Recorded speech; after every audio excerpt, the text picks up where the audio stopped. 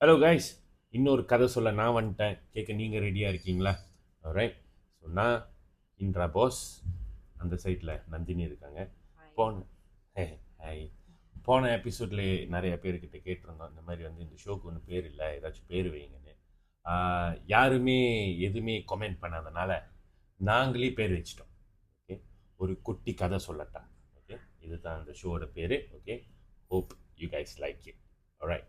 So இன்னைக்கு கதைக்குள்ளே போவோம்.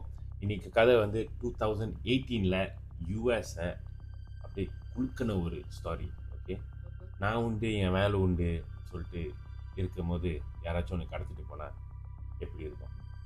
ஓகே, அந்த மாதிரி ஒரு கதை தான் இன்னைக்கு. ஓகே, ஜேமி க்ளாஸ் அவங்களுக்கு நடந்த ஒரு sad story. Okay, sad but happy என்டிங்னு சொல்லலாம். ஓகே, 2018 ஸ்கூலுக்கு கிளம்பிக்கிட்டு இருந்த ஜேமி க்ளாஸ் பஸ்ஸுக்கு வெயிட் பண்ணிக்கிட்டு இருந்தாங்க. உங்களுக்கு எத்தனை வயசு இருக்கு? 13 வயசு இருந்துச்சு. ஓகே, 13 வயசு. காலையில் நம்ம என்ன ஃபார்ம் ஒன்ல ஓகே பஸ்ஸுக்கு வெயிட் பண்ணிக்கிட்டு இருக்கோம். அப்போ வந்து பஸ்ஸு வந்த போது பஸ்ஸு பின்னாடி எல்லாம் நிற்பாங்களே. ஓகே, எல்லாம் வந்து டிராஃபிக்லாம் நின்று பிள்ளைங்களாம் ஏறிக்கிட்டு இருக்காங்க. அந்த டைமில் தான் ஜேக் பேட்டர்சன் சொல்லிட்டு ஒருத்தன் இந்த பஸ்ஸு பின்னாடி காடியில் வந்து இந்த பிள்ளைங்க ஏறுறதை பார்த்துக்கிட்டு இருந்தாங்க. அவருக்கு எத்தனை வயசு? ஜேக் பேட்டர்சனுக்கு 21 வயசு அப்போ. ஓகே. ஓகே, ஸோ ஏறிக்கிட்டு இருக்கும்போது அப்போ தான் வந்து ஜேமியை வந்து பார்த்துருக்கான்.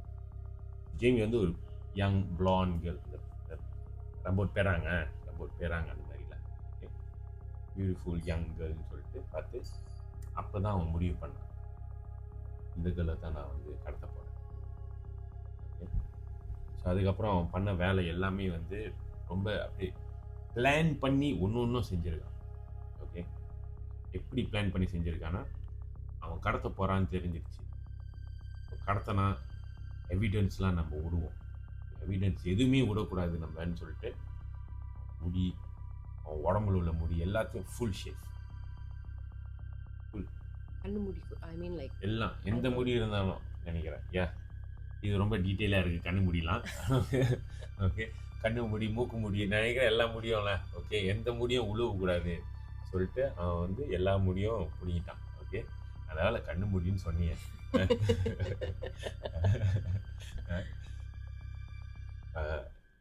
அதுக்கப்புறம் ஃபிங்கர் பிரிண்ட்ஸ்லாம் படக்கூடாதுன்னு சொல்லிட்டு க்ளவ்ஸ், இந்த மாஸ்க்லாம் இருக்குல்ல, ஃபுல்லாக இந்த இந்த ஃபுல்லாக ரேப்பர்ஸ்லாம் வந்து ரொம்ப போடுவாங்க பாரு, மூஞ்சி காட்டக்கூடாதுன்னு சொல்லிட்டு இங்கே 2 வாட்டர் இவங்க ஒரு வாட்டர் இருக்கு அந்த மாஸ்க்கு. அதுக்கப்புறம் காடியில் வந்து கடத்த போகிறான்னு, அவன் காடியில் தான் கடத்த போகிறான்னு சொல்லிட்டு முடிவு பண்ணியாச்சு. காடியில் உள்ள விஷயத்தையும் வந்து அவர் ரொம்ப பிளான் பண்ணி செஞ்சுருக்காரு. காடி நடுவில் வந்து நம்ம கதவுலாம் திறந்தோன்னா வந்து லைட் அடிக்குமே. ஓகே, அந்த லைட்டை வந்து ஃபுல்லாக கழட்டிட்டான். எங்கடா திடீர்னு ஏதாச்சும் ஒரு கேப்பில் அவன் மூஞ்சி தெரிஞ்சிருமோன்னு சொல்லிட்டு பின்னாடி வந்து பூத்லாம் வந்து நம்ம உள்ளேருந்து நம்ம திறக்கலாம் தானே, அதையும் திறக்கக்கூடாதுன்னு சொல்லிட்டு அவன் வந்து ஒயரை கட் பண்ணிட்டான். Okay, so there's no chance for you to open. நான் ஓப்பன் பண்ணால் என் சாவியில் தான் ஓப்பன் பண்ணுவேன்னு சொல்லிட்டு. பின்னால சைல்ட் லாக் போட்டாரா? ஏ, பேசஞ்சர் சீட் பின்னால சைல்ட் லாக் போட்டாரா? பேசஞ்சர்ஸ் சைல்ட் லாக் அவன் பூத்தில் தானே வைக்க போகிறான். போட்டானா போடாட்டானா கேட்டேன். சரியா? அதுக்கப்புறம் முதல் வாட்டி நம்ம கடத்த போவோம்னு சொல்லிட்டு டிசைட் பண்ணோன்னே வீட்டு மின்னுக்கு, யார் ஜேமியோட வீட்டு மின்னுக்கு போய் வெயிட் பண்ணி பார்த்தோன்னே பயம் தட்டிடுச்சு நினைக்கிறேன். பிளான் ட்ராப் பண்ணிட்டான். 2வது தடவை சரி கடத்துவோன்னு சொல்லி போனோன்னே வீட்டில் லைட் எரிஞ்சிருக்கு. லைட் எரிஞ்சோடனே திருப்பியும் பிளான் ட்ராப் பண்ணிட்டான். 3வது தடவை தான் அவன் வந்து பிளானை வந்து வீட்டு மின்னுக்கு துருசாக போய் நிப்பாட்டி காடிலேருந்து இறங்கி அவன் எடுத்து வந்த வெப்பன் வந்து ஷார்ட் கன். இந்த ஷார்ட் கன் வந்து ஏன் சூஸ் பண்ணான்னா, நிறைய யூஎஸில் வந்து நிறையா ஆள் வந்து இந்த கன் தான் பாய்ப்பாங்க. இந்த கன் வந்து ரெஃபரன்ஸ் கொடுக்கணுன்னா, நம்ம பேங்க் மின்னுக்கெலாம் வந்து செக்யூரிட்டி அங்கிள்ஸ்லாம் வந்து உட்காந்துருப்பாங்களா அந்த கன்னோட. ஓகே, அது அந்த மாதிரி. ஓகே, இங்கே வந்து பம்ப் கன்னு சொல்லுவாங்க. அதோட டேமேஜ் வந்து இட்ஸ் வெரி ஹெவி. இப்போ நார்மலாக நம்ம ஷூட் பண்ணோன்னா ஒரு புல்லட் போவோம், இது வந்து ஒரு புல்லட்லேருந்து அப்படியே ஒரு நிறைய புல்லட் அப்படியே பிரிஞ்சு போவோம். ஸோ இந்த டேமேஜ் அந்த வாட்டர், பெரிய வாட்டர்லாம் தெரியல, அந்த மாதிரி டேமேஜ் இது. ஓகே, ஸோ அவன் காடியிலேருந்து இறங்கினோன்னே அந்த இடம் வந்து ஒரு அவங்க வீடுலாம் வந்து கொஞ்சம் உள்ளூர் உள்ள வீடுல. ஓகே. ஒரு வீடு தாண்டி இன்னொரு வீடு அந்த மாதிரி தானே இருக்கும் நிலம். ஸோ யாராச்சும் அவங்க வீட்டு முன்னுக்கு வந்தால் அவனுக்கு கண்டிப்பாக தெரியும் தானே. ஸோ அதுலேயும் ஜேமி வந்து நாய் கூட படுத்துட்டு இருந்தாங்களாம். ஓகே. ஸோ காடி மின்னுக்கு வந்து நிப்பாட்டினோன்னே, ஜாக்கோட காடி அவன் மின்னுக்கு வந்து நிப்பாட்டினோன்னே, ஜேமியோட நாய் வந்து அலர்ட் ஆச்சு. அலர்ட் ஆகணும்னா ஜேமி வந்து போய் பார்த்துருக்கு, யார் காடி வந்து நிப்பாட்டுறாங்களேன்னு சொல்லிட்டு ரூஸா ஓடி போய் அவங்க அப்பா அம்மா வந்து அலர்ட் பண்ணியிருக்கேன். அவங்க அப்பா அம்மா வந்து அலர்ட் ஆகணுன்னே அவங்க அப்பா என்ன சொல்லியிருக்காரு, நீங்கள் 2 பேரும் வந்து உள்ளே போய் வந்து சேஃபாக இருந்துங்க, நான் போய் பார்க்குறேன்னு சொல்லிட்டு அவர் ஏஞ்சி போய் பார்த்துருக்காரு. ஸோ ஏஞ்சி வந்து கண்ணாடியிலேருந்து இப்படி எட்டி பார்த்துருக்காரு. ஓகே. எட்டி பார்த்து இப்படி லைட் அடித்து பார்த்துருக்காரு. லைட் அடித்து பார்த்தோன்னே வந்து அவர் நினச்சிக்கிட்டாரு, போலீஸ் தான் வருது செக்கிங்க்கு. ஏன்னா யூஎஸில் தான் நார்மலாக போலீஸ் செக்கிங் வந்து திடீர்னு கதவு தட்டி one ask you some question சொல்லுவாங்களே. ஸோ அந்த மாதிரி நினச்சிட்டு அவர் என்ன பண்ணியிருக்காரு, அவரோட மெயின் டோரில் வந்து நார்மலி மெயின் டோர் நம்ம மெயின் டோர்லாம் வந்து ஒன்றுமே இருக்காதுல்ல, டோர் ஃபுல்லாக டோர் தானே. அவங்க மெயின் டோரில் ஒரு டிசைன்லாம் இருக்கும், நடுவில் வந்து இந்த கண்ணாடி டிசைன் மாதிரி இருக்குல்ல, அந்த கண்ணாடி டிசைனில் வந்து அவர் மூஞ்சி வச்சுக்கிட்டு போலீஸ், நீங்கள் போலீஸ் தானே, உங்களோட பேட்சை காட்டுங்கன்னு சொல்லிட்டு சொல்லியிருக்காரு. பேட்சை பார்க்கணுன்னு சொல்லிட்டு இப்படி கண்ணை இப்படி மூஞ்சி இப்படி வச்சோன்னே அந்த சேம் டைம் ஜாக் வந்து கன் எடுத்து ஷூட் பண்ணியிருக்காங்க. ஸ்பாட்லேயே அவர் அவுட் ஆகிட்டார். ஓகே. ஸ்பாட்டில் அவுட் ஆகணுன்னா அந்த கன் ஷாட் கேட்டோன்னே ஜேமியும் அவங்க அம்மாவும் வந்து என்ன பண்ணிட்டாங்கன்னா உள்ளே போய் ஒழிஞ்சிட்டாங்க, பாத்ரூம்குள்ளே போய் ஒழிஞ்சிட்டாங்க. கதவை வந்து சாத்திட்டு கதவு பின்னாடி வந்து கபர்ட் மாதிரி ஏதோ அந்த உள்ள ட்ராவர் இருக்குல்ல, அந்த ட்ராவரை வந்து திறக்கக்கூடாதுன்னு சொல்லிட்டு பேரிகேட் பண்ணி டப்பில் வந்து உட்காந்து கர்ட்டனை சாத்தி உட்காந்துட்டாங்க. 2 பேரும் கட்டி பிடிச்சிக்கிட்டு உட்காந்துட்டாங்க. அப்படியே இவன் வந்து என்ன பண்ணிருக்கான், மின்னுக்கு வந்து அவங்க அப்பாவை சுட்டோன்னே மெயின் கதவு திறக்கணும்ல, மெயின் கதவு திறக்க முடியல. மீன் கதவையும் இன்னொரு வாட்டி சுட்டுட்டு மீன் கதவு வந்து ஃபுல்லாக பிச்சாவாகி திறந்தோன்னே அவங்க அப்பா விழுந்துக்கான அவங்க அப்பாவோட தாண்டி உள்ளே பூந்துருக்கான். இப்போ பாத்ரூம் கதவு வந்து அவன் உடைக்க பார்த்துருக்கான். பாத்ரூம் கதவு பின்னாடி தான் வந்து பேரிகேட் பண்ணியிருக்காங்களே, உடைக்க முடியல. என்ன பண்ணியிருக்கான், ஒரு 10-15 வாட்டி எத்தி உடைக்க பார்த்துருக்கான். மேலே உள்ள அந்த பாகத்தை வந்து உடச்சிட்டு உள்ளே பூந்துருக்கான்ல. ஓகே. ஸோ உள்ளே பூந்தோடனே அவன் கர்டன் திறந்து அவங்க அம்மாவும் ஜேமியும் வந்து கட்டி பிடிச்சிருக்க பார்த்துருக்கான். அவங்க அம்மா கிட்ட வந்து இந்த மாதிரி வந்து நீனே கட்டிடு, நான் வந்து பிளாஸ்டர் கொடுக்குறேன், கை கட்டிடு, வாய் வந்து குத்திடுன்னு. அவங்க அம்மா முடியாதுன்னு சொல்லியிருக்காங்க. 2 பேரையும் பிரித்து அவனே அந்த வேலையை செஞ்சுட்டான். செஞ்சுட்டு கன்னை வந்து அவங்க அம்மா தலையில் இப்படி வச்சுட்டு மூஞ்சி இப்படி வந்து சைட்டில் வச்சுட்டு ஷூட் பண்ணிட்டான். Uh so the sad thing is Jamie had to witness both of her parents. அவன் கண்ணு மின்னிக்கே. Yeah. And it's not like it's a very brutal thing, you know, because they were shot by shotgun. Leaves a very nasty kind of scene definitely. அந்த drama கண்டிப்பாக இருக்கும். ஜேமியை வந்து கடத்திட்டு பூத்தில் போட்டு, சொன்ன மாதிரியே பூத்தில் போட்டு, ஏன்னா பூத் வந்து ஒயர்லாம் வெட்டிட்டால, பூத்தில் போட்டு கிளம்பிட்டான். 70 miles from where they are staying. அவனோட வீடு இருக்குது. ஓகே.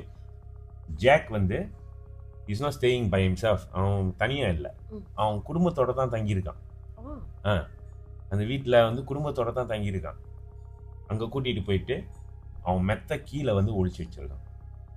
மெத்த கீழேனா வந்து நார்மலாக நம்ம இந்த ஸ்டீல் மெத்த இருக்கும் தெரியுமா, கீழே வந்து ஜாமான்லாம் வந்து அம்மாலாம் வந்து சூட் கேஸு பழைய இது ஜாமான் இது பாய்க்காத இந்த தட்டுலாம் தள்ளி விடுவாங்களே, அந்த மாதிரி ஒரு ஸ்பேஸில் உள்ளே போ, அங்கே அடைச்சி ஃபுல்லாக வந்து கவர் பண்ணிட்டான், விளையாகாத மாதிரி.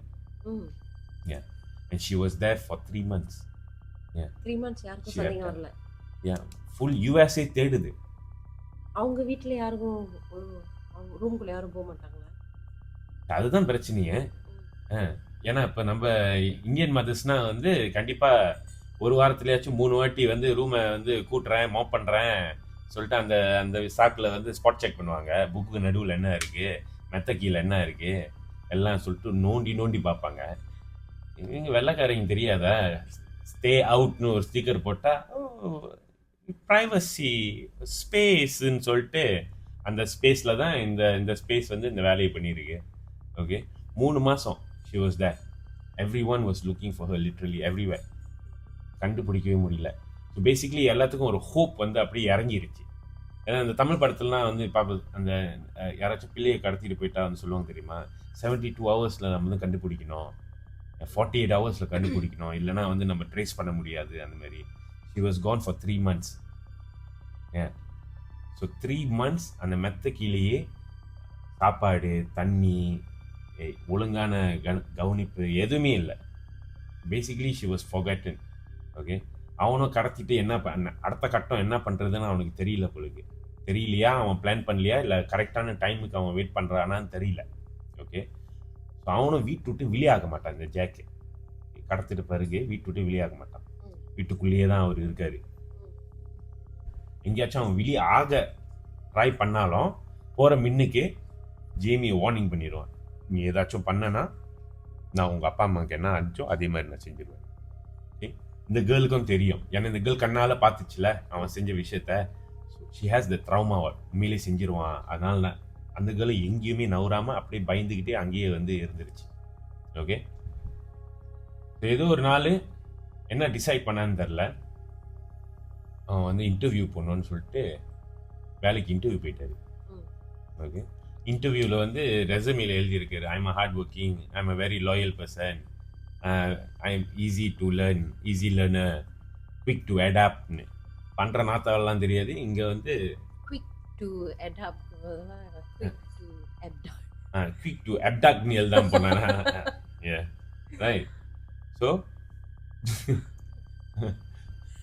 ஸோ அந்த கேப்பில் ஜேமி என்ன பண்ணியிருக்கு, இதான் என் சான்ஸ் சொல்லிட்டு அங்கேருந்து அந்த பேரிகேட் பண்ண அந்த மெத்த கீழேருந்து உடச்சி வெளியாகிருக்கு. வெளியாகி த்ரூசா வீட்லேருந்து என்ன பண்ணியிருக்கு, வீட்லேருந்து த்ரூசா ஓடி வெளியாகி என்ன யாருக்கிட்ட வந்து ஆளை பார்க்க முடியுமோ அவங்கள வந்து தேடின்னு வந்து நம்ம ஹெல்ப் கேட்போம்னு சொல்லிட்டு. அதுவும் வந்து அந்த டைம் வந்து ஸ்னோ டைம் வேறு. ஸ்னோ டைம்ஸ் கால்லாம் வந்து ஜில்லுனா இருக்கும்ல.